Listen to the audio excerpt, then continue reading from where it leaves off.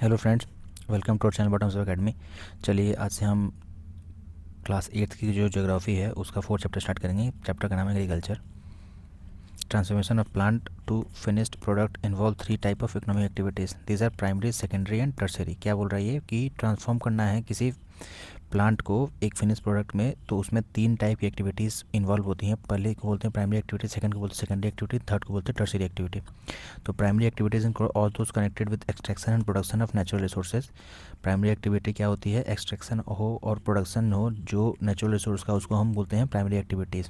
Agriculture, fishing and gathering are good examples जो हैं ये प्राइमरी एक्टिविटी के। Secondary activities are concern with the processing of this resources. Secondary resources में secondary activities में हम इन रिसोर्सेज का प्रोसेसिंग करते हैं। Manufacturing of steel, baking of bread and weaving of cloth are example of this activity. आपका secondary activity में क्या क्या आता है?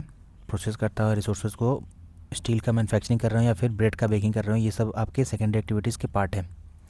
Tertiary activities provide support to the primary and secondary sectors through services. Transport, trade, banking, insurance and advertising an example of tertiary activities. Tertiary activity क्या करती है कि ये जो है प्राइमरी एक्टिविटी और सेकेंडरी एक्टिविटी दोनों को हेल्प करती है। अब कैसे करती है?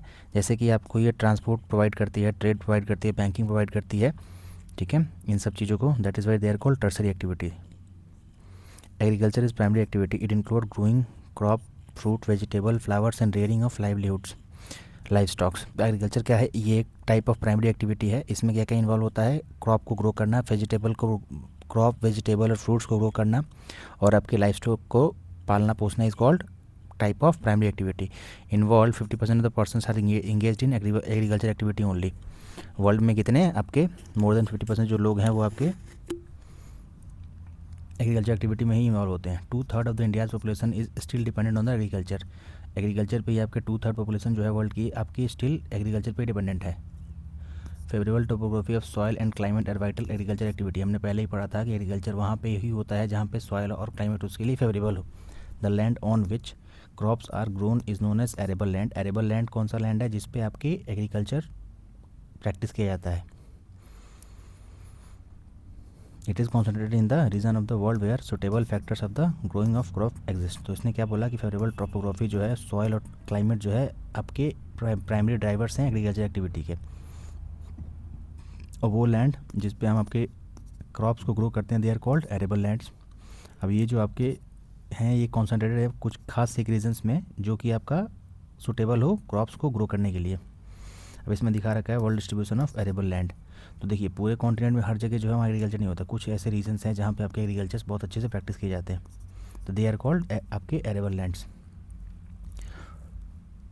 अब बहुत सारे जो एग्रीकल्चर क्या बोलते हैं, agriculture is the science and art of cultivation of soil, raising crops and rearing life stock, it is called farming. आपका एग्रीकल्चर क्या होता है? इसमें आपका कल्टिवेशन होता है by soil, raising of crops and rearing of life stock is called farming. Sericulture क्या है? Sericulture is commercial rearing of silk worms, it में supplement the income of farmer. आपका सिल्क वर्म जो होता है, सिल्क जो बनता है वो सिल्क वर्म से बनता है, और उसकी जो कमर्शियल रेयरिंग होती है that is called sericulture. Pisciculture is called breeding of fish in specially constructed tanks and ponds is called pisciculture. Pisciculture क्या होता है? फिश का जो आपका ब्रीडिंग होता है स्पेशली कंस्ट्रक्टेड टैंक्स और पॉन्ड्स के अंदर, that is called pisciculture. Viticulture is called cultivation of grapes and horticulture is called growing of vegetable, flowers and fruit for commercial use. Commercial use के लिए वेजिटेबल, फ्लावर और fruit का जो आपका cultivation करते हैं दैट इज़ कॉल्ड हॉर्टिकल्चर। तो हमने क्या पढ़ा? एग्रीकल्चर क्या है भाई? कल्टिवेशन किया जाता है क्रॉप्स का और लाइफ स्टॉक का रेयरिंग है, that is called agriculture. Sericulture क्या है भाई? कमर्शियल रेयरिंग करेंगे हम सेल्फ वॉर्म का, और ये क्या करता है आपका फार्मर की इनकम को सप्लीमेंट करता है। पिसीकल्चर क्या है? ब्रीडिंग ऑफ फिश जो होता है for selling and that is uses constructed tanks and ponds. Viticulture क्या है? Viticulture is the cultivation of grapes and horticulture is what for growing vegetables, flowers and fruits for the commercial use. Next we read about farm systems. Agriculture and farming can be looked at as a system. Agriculture और farming जो है ये दोनों को मिला के they act as a system. The important inputs of seed, fertiliser, machinery and labour. Some of the operations involve are ploughing, sowing, irrigation, weeding and harvesting. आपके कौन कौन से ऑपरेशन इसमें इन्वॉल्व हैं? प्लोइंग है, सोइंग है, इरीगेशन है, weeding और हार्वेस्टिंग है।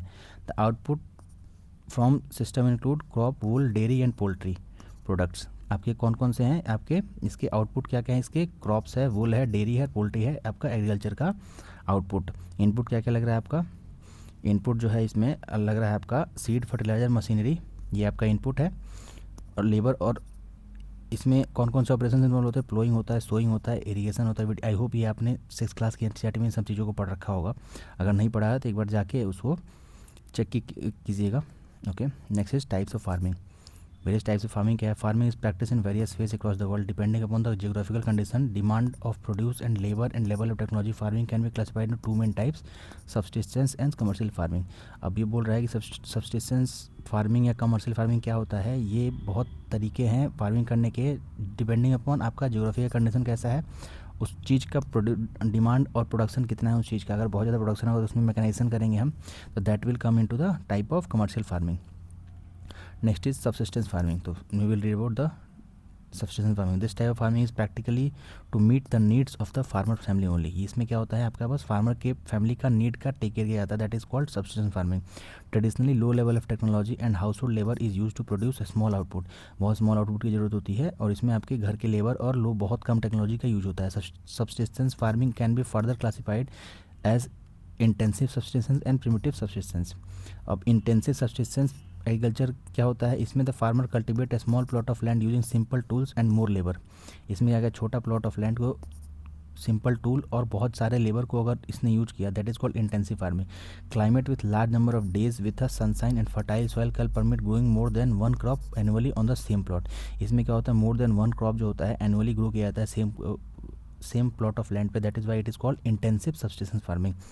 Rice is the main crop, rice जो है इसका main crop. The other crop include wheat, maize, pulses and oilseeds.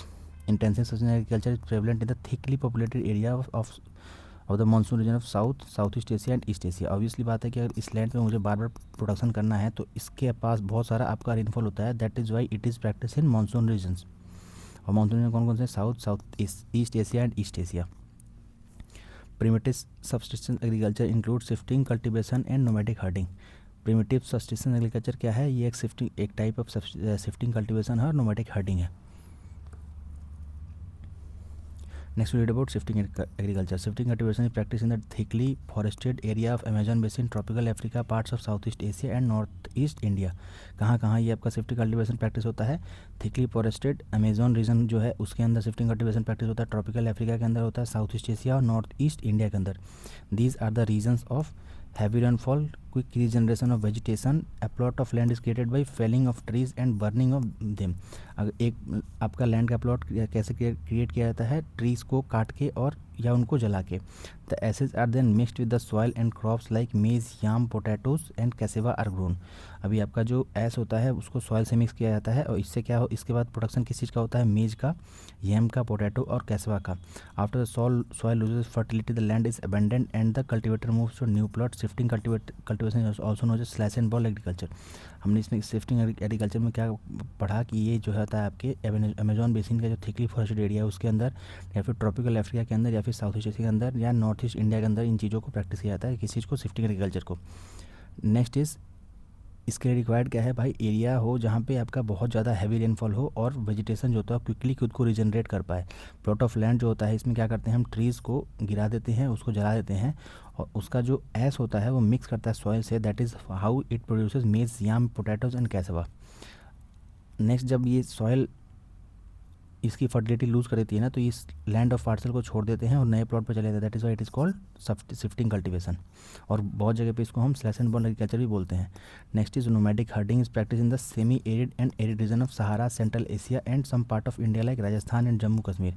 Nomadic herding क्या होता है, ये आपका सेमी एरिड और एरिड रीजन है वर्ल्ड का, उसके अंदर प्रैक्टिस होता है, जैसे कि आपका सहारा हो गया, सेंट्रल एशिया हो गया and some part of India like Rajasthan and Jammu, यहाँ भी आपका नोमैडिक हर्डिंग प्रैक्टिस होती है। In this type of farming herdsmen move from place to place with the animals for fodder and water along with defined routes.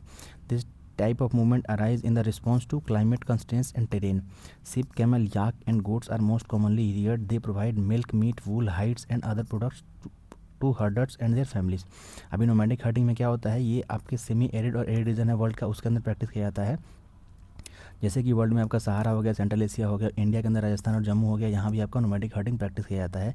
इसमें लोग करते क्या है, हर्ड्समैन जो होते हैं वो एक जगह दूसरी जगह मूव करते हैं अपने एनिमल्स के साथ in search of fodder and water.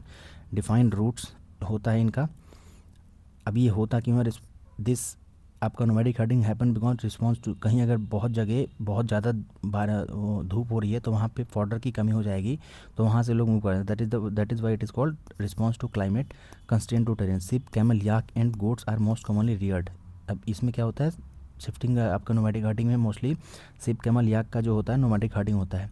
अब ये जो आपके एनिमल्स है ये इनको क्या प्रोवाइड करते हैं, मिल्क देते हैं, मीट देते हैं, वूल देते हैं, हाइड्स देते हैं और प्रोडक्ट देते हैं to herders and their families. Next is commercial farming. Commercial farming क्या होता है, commercial farming crops are grown and animals are reared for sale in market.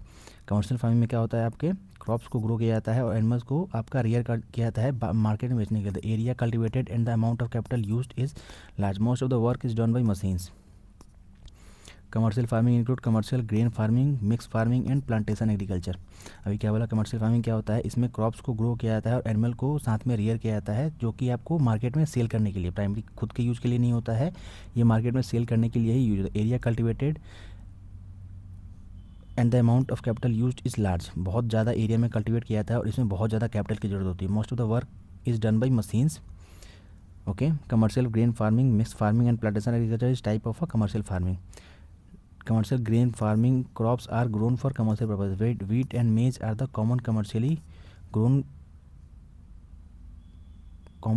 grown grains. Major areas where commercial grown farming is practiced are temperate grassland of North America, Europe and Asia. These areas are sparsely populated with large farms spreading over hundreds of hectares.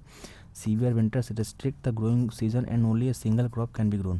तो हमने commercial grain farming में क्या पढ़ा कि इसमें आपका wheat और मेज कमर्शियल पर्पज़ के लिए उगाया जाता है। आपका जो मेजर एरिया है इसका ये क्या है, commercial grain farming in the practice in temperate grassland, जो आपका नॉर्थ अमेरिका, यूरोप और एशिया का जो टेम्परेट ग्रासलैंड वहाँ पे इसको प्रैक्टिस किया जाता है। यहाँ पे की पॉपुलेशन जो होती है बहुत कम होती है और फार्म के साइज़ जो होते हैं बहुत बड़े बड़े होते हैं। Hundreds of hectares with severe winter. अब सीवियर विंटर में क्या होता है कि यहाँ पे बहुत ज़्यादा बर्फ़ जमी होती है, तो यहाँ पे फार्मिंग नहीं की जा सकती है। दैट इज़ वाई इसका ग्रोइंग सीजन जो होता है वो एक क्रॉप ही एक साल में ले पाते हैं, लेकिन बहुत बड़े स्केल पे बहुत ज़्यादा कैपिटल इन्वॉल्व होता है इन चीज़ों में। Mixed farming, in mixed farming the land is used for growing food and fodder crops and rearing livestock. It is practiced in Eastern USA, Argentina, south east Australia, New Zealand and south Africa. अभी क्या वाला mix farming क्या होता है, इसमें आपका land जो होता है उसको यूज़ किया जाता है फूड को भी ग्रो करने के लिए और फॉडर क्रॉप को भी ग्रो करने के लिए, जिससे आपके लाइफ स्टॉक की रेयरिंग की जा सकती है। इसकी प्रैक्टिस कहाँ पे होती है, Europe, eastern USA, Argentina, south east Australia, New Zealand and south Africa. Plantation are type of commercial farming where single crop of tea, coffee, sugarcane, cashew, rubber, banana and cotton are grown. Large amount of labor and capital are required. The produce may be processed on the farm itself or the nearby factories. The development of transport network is thus essential for such farming. Plantation agriculture क्या होता है, ये एक type of commercial farming है जहाँ पे single crop को grow किया जाता है, जैसे कि tea, coffee, sugarcane, cashew हो गया, या फिर रबर बनाना और कॉटन हो गया। Large amount of labour and capital is required. इसमें भी बहुत ज़्यादा अमाउंट ऑफ कैपिटल और आपका लेबर रिक्वायर्ड है और इसके जो प्रोसेसिंग होती है या तो फार्म पे ही हो जाएगी या फिर नियर बाई फैक्ट्री जो, तो वहाँ पे इन चीज़ों की प्रोसेसिंग होती है। Development transport network is essential for such farming. अब इसकी वजह से क्या होता है, प्रोसेसिंग करनी है, कहीं लेके जाना है, तो उसके लिए क्या है, आपको ट्रांसपोर्ट सेक्टर को अच्छा बहुत डेवलप करना इसकी रिक्वायरमेंट होती है। Major plantations are found in the tropical regions of the world. आपका मेजर प्लांटेशन जो होता है ट्रॉपिकल रीजन जो है वर्ल्ड का, वहाँ पे rubber in Malaysia, coffee in Brazil, India and Sri Lanka are some of the example. Major plantation जो होते हैं वो आपके ट्रॉपिकल रीजन जो हैं वर्ल्ड के वहाँ पे होते हैं, जैसे कि आपका रबर ग्रो किया जाता है मलेशिया के अंदर, कॉफ़ी ग्रो किया जाता है ब्राज़ील के अंदर, इंडिया और श्रीलंका के अंदर। मेजर क्रॉप्स देखेंगे हम, large variety of crops are grown to meet the requirement of growing population. Crops also supply raw material for agro based industries. Major food crops are wheat, rice, maize and millets. Jute and cotton are fiber crops. Important beverage crops are tea and coffee. तो आपके major crop कौन कौन से हैं, crops जो हैं हमारे growing population के नीड को मीट करने के लिए ग्रो किए जाते हैं। क्रॉप्स ऑल्सो क्या करते हैं, आपके रॉ मटेरियल सप्लाई करते हैं एग्रो बेस्ड इंडस्ट्रीज जो हैं, जैसे कि आपका ब्रेड हो गया, ठीक है, जैम हो गया, इन चीज़ों के लिए जो आपके एग्रीकल्चर प्रोड्यूस होते हैं उनको एज एन इनपुट कंज्यूम किया जाता है एग्रो बेस्ड इंडस्ट्रीज़ में। मेजर फूड जो हैं दे आर वीट, राइस, मेज और मिलेट्स। जूट, कॉटन जो है फाइबर क्रॉप्स हैं और इंपॉर्टेंट बेवरेज क्रॉप्स जो हैं वो टी एंड कॉफ़ी है। राइस क्या है? Rice is a major food crop of the world. Rice जो है एक वर्ल्ड का मेजर फूड क्रॉप है। It is staple diet of tropical and sub tropical region. आपका राइस जो है स्टेपल डाइट है ट्रॉपिकल और सब ट्रॉपिकल रीजन वर्ल्ड का उसका। Rice needs high temperature, high humidity, rainfall. It grows best in alluvial clay soil which can retain water. China leads in the production of rice follows by India, Japan, Sri Lanka and Egypt. ये जो है आपका अभी का data जो है ये subject to change है। अभी I think India is the largest producer of rice. Favourable climatic conditions as in west Bengal and Bangladesh 2 to 3 crops are grown in a year. तो अभी राइस के बारे में क्या पता चला हमें? राइस जो है आपका मेजर फूड क्रॉप है, जो कि स्टेपल डाइट भी है आपका। ट्रॉपिकल और सब ट्रॉपिकल रीजन जो है वर्ल्ड का उसका ये स्टेपल डाइट है। इसके लिए क्या रिक्वायर्ड होती है? राइस के लिए हाई टेम्परेचर चाहिए भाई, हाई ह्यूमिडिटी चाहिए और बहुत ज़्यादा रेनफॉल चाहिए राइस को ग्रो करने के लिए। ये जो बेस्ट कहाँ पे ग्रो करता है? एल्यूवियल क्लेई सॉइल जो होता है वहाँ पे इसका बेस्ट ग्रोथ होता है। ये इसलिए होता है क्योंकि ये जो सॉइल है आपके वाटर को रिटेन कर सकता है। चाइना ने लीड करता है प्रोडक्शन में राइस के, followed by India, Japan, Sri Lanka and Egypt. Favourable climatic conditions क्या है इसका?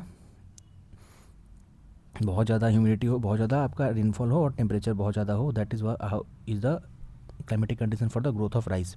और ये आपका वेस्ट बंगाल और बांग्लादेश में 2-3 क्रॉप्स ग्रो किया जाता है एक साल के अंदर। Next is wheat. Wheat requires moderate temperature and rainfall during growing season and bright sunshine at the time of harvest. It thrives best in the well-drained loamy soil. Wheat is grown extensively in USA, Canada, Argentina, Russia, Ukraine, Australia and India. India it is grown in winter. तो हमने wheat के बारे में क्या पढ़ा? इसको भाई moderate temperature चाहिए, rainfall during growing season. Moderate temperature और रेनफॉल चाहिए ग्रोइंग सीजन में, और ब्राइट सनशाइन चाहिए जब इसको हार्वेस्ट किया जाता है। ये बेस्ट थ्राइव कहाँ करता है? वेल ड्रेन्ड लोमी सॉइल जो है इसमें इसको सबसे ज़्यादा उगाया जाता है। Wheat is grown extensively in USA, Canada, Argentina, Russia, Ukraine and Australia and India में इसको विंटर के टाइम पे ग्रो किया जाता है। Next is millets. They are also known as coarse grains and can be grown on less fertile and sandy soils. It is a hardy crop that needs low rainfall and high to moderate temperature and adequate rainfall. Jowar, bajra, ragi are grown in India. Other countries are Nigeria, China and niger.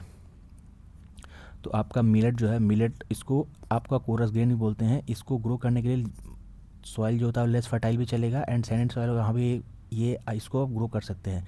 That is why India इसको बहुत ज़्यादा भी prioritise कर रहा है कि हमारे यहाँ बहुत सारे ऐसे आपके सॉइल्स हैं जो कि लेस फर्टाइल और सैंडी हो गया, तो वहाँ पे हम मिलेट को ग्रो कर सकते हैं. गवर्नमेंट इसे बहुत सारी स्कीम भी चला रही है मिलेट्स को प्रमोट करने के लिए.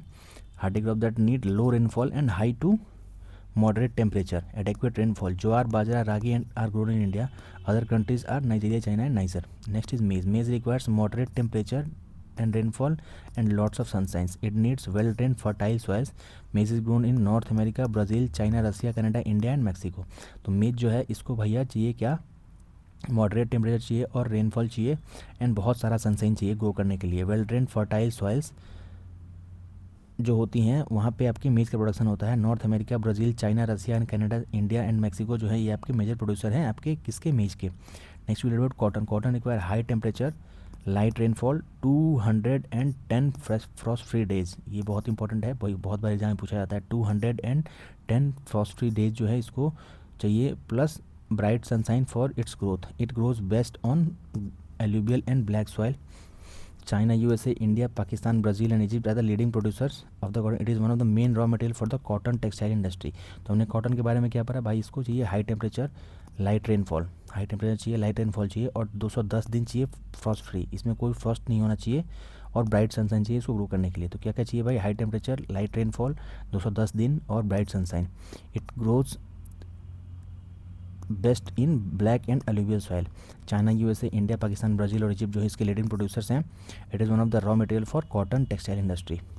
Next we read about jute. Jute also known as golden fiber. It grows well in alluvial soil and require high temperature, heavy rainfall and humid climate. The crop is grown in tropical areas. India and Bangladesh are the leading producer of jute.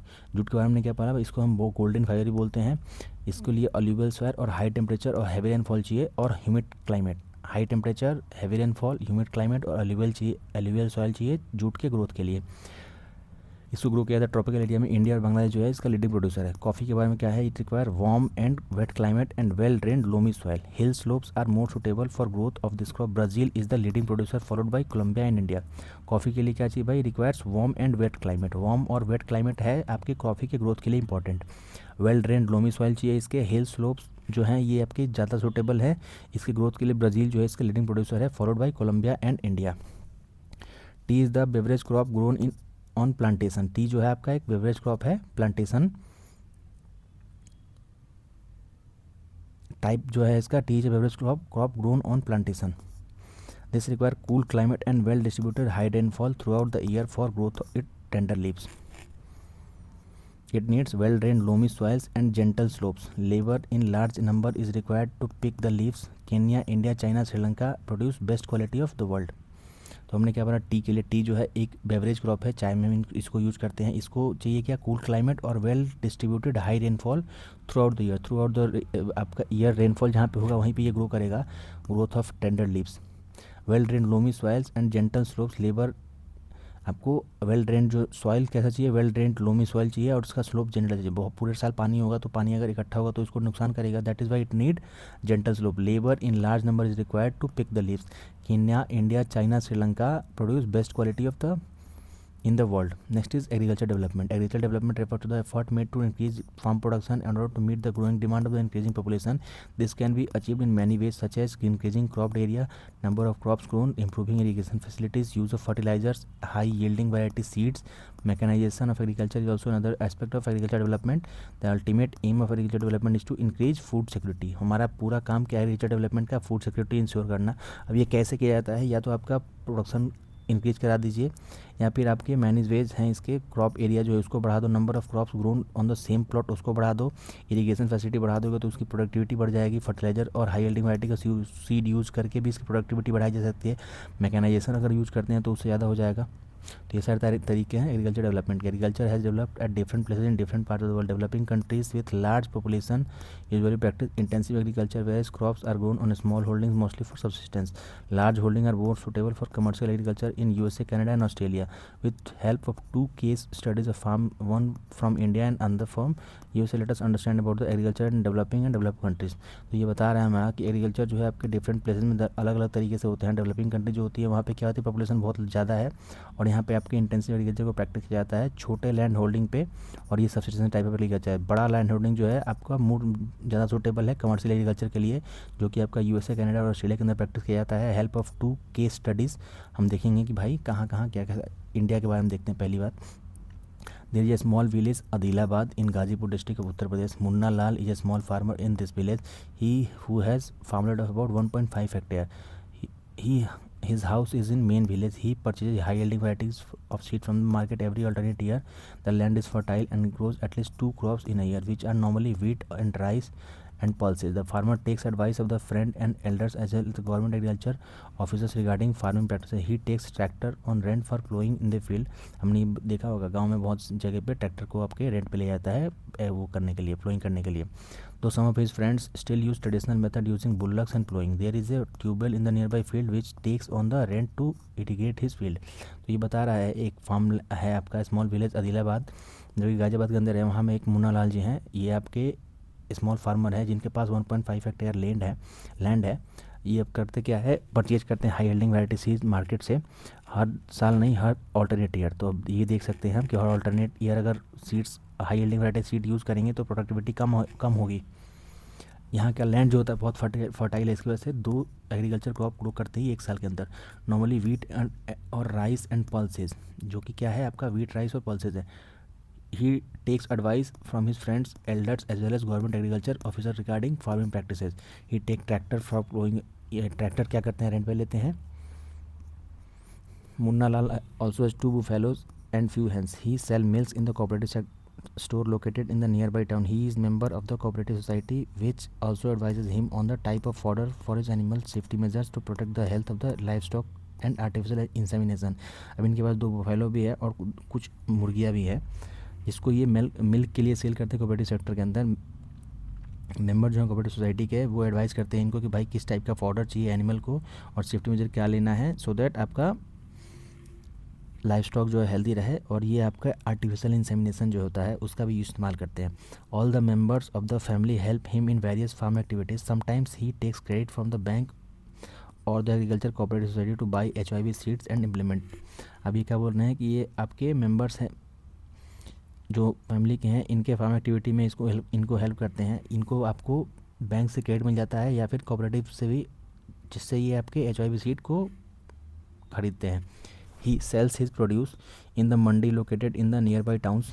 ये जो है आपके मंडी आपका जो near by है वहाँ पे इसको प्रोड्यूस को बेचते हैं। Majority of the farmers do not have lack storage they are force to sell the produce even when the market is not favourable to them. In citizen the government has taken some steps to develop storage facility. अब ये जो क्या करती है बेचने की बात है, produce in the mandi located nearby towns, majority of the farmers do not have lack of storage, उनके पास स्टोरेज नहीं है, तो इसकी वजह से क्या होता है आपको औने पौने दाम पे गलत समय पे बेचना पड़ता है। अभी हम अगला देखेंगे भाई, एक यूएसए का फार्म उसमें कैसे होता है। Average size of farm in the USA is much larger than the Indian farm. The typical farm size in the USA 250 hectares, 1.5 to 250. You can see the difference. Farmer generally resides in the farm. Some of the major crops grown are corn, soybean, wheat, cotton, sugar beet. Joe Horan, farmer in the Midwest USA in Iowa state, owns 300 hectares of land. He grows corn in the field after making sure the soil and water resource meet the need of the crop. Adequate measures are taken to control pests that can damage the crop. From time to time, he sends soil samples to soil testing laboratory to check whether nutrients are sufficient or not. The result helped Joe Horan plan a scientific fertilizer program. His computer is linked to the satellite, which give him the precise picture of his field. This helped him to use chemical fertilizers. देखिए हवाई जहाज़ से यहाँ पे pesticide को spray किया जा रहा है। He uses tractor, seed drills, leveler, combine harvester and threshers to perform various agricultural operations. Grains are stored in automated grain storage dispatched to the market agency. The farmer in USA works like businessman and not as a peasant. तो ये दिखा रहा है कितना difference है आपके type of agriculture practice किया जाता है इंडिया और वहाँ के अंदर यूएसए के अंदर। ओके, तो आप जो है इसमें इसके जो क्वेश्चन है वो करेंगे और जो भी डाउट होगा हमें पिंग करिएगा। Okay, thank you.